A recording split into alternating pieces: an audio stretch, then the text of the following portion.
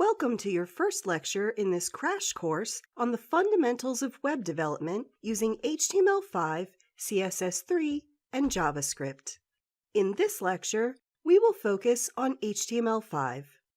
There is a course manual that you can download for free, and it includes all of the code examples and descriptions from these video tutorials. You can download it by going to hofstech.com/webdevfundamentals. You can also get a Kindle version on Amazon. Links to these resources are in the description for your convenience. HTML5 is the latest and greatest version of HTML. HTML stands for Hypertext Markup Language, and it is a standardized system for tagging text files to achieve font, color, graphic, and hyperlink effects on World Wide Web pages. Basically, it's the language that makes up the visual elements for your website. Let's start by creating an HTML document.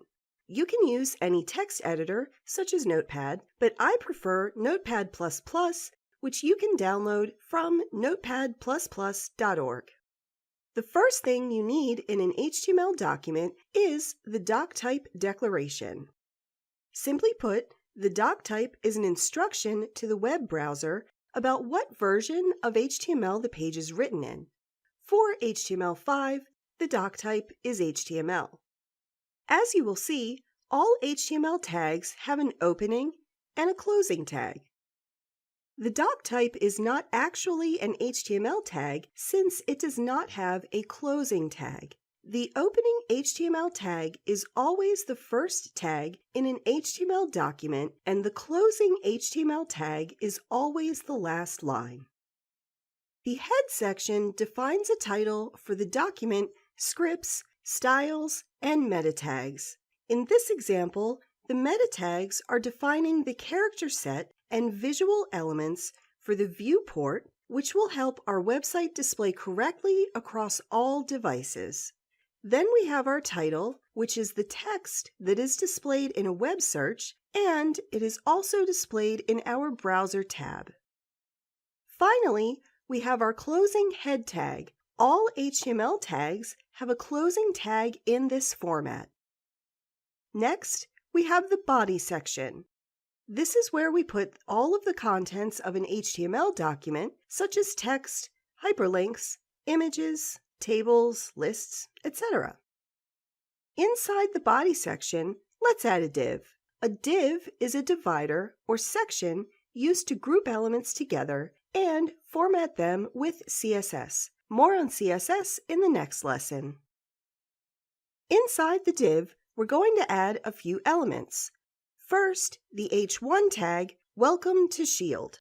The H1 tag is simply a heading 1. If you've ever written a paper using Microsoft Word, you'd probably used headings to display the importance of different sections of content. It's no different in an HTML document.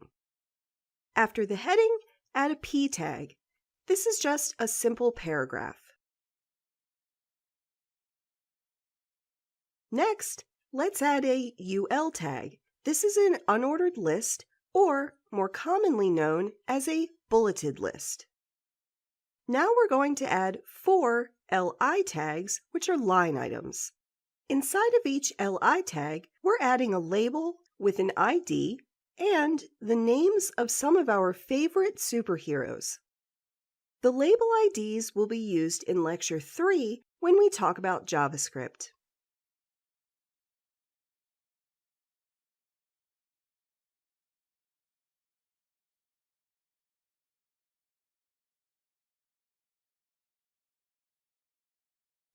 The last thing we need to add is a button. We're going to set this up so that we can use it to run a JavaScript function in Lesson 3.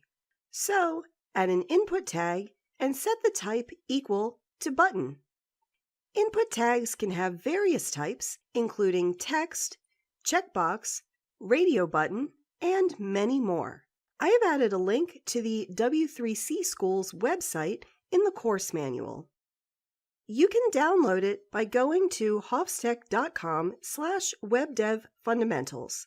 There's also a link in the description for your convenience. The value attribute in the input tag is the text that displays on the button. The onClick attribute tells the button what JavaScript function to run when it is clicked.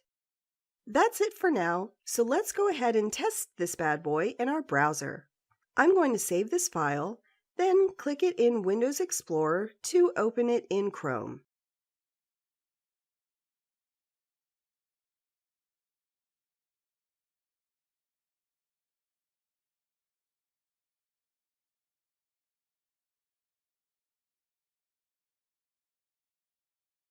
As you can see, our web page is in need of a facelift. In the next lesson, we will use CSS to make this page more visually appealing.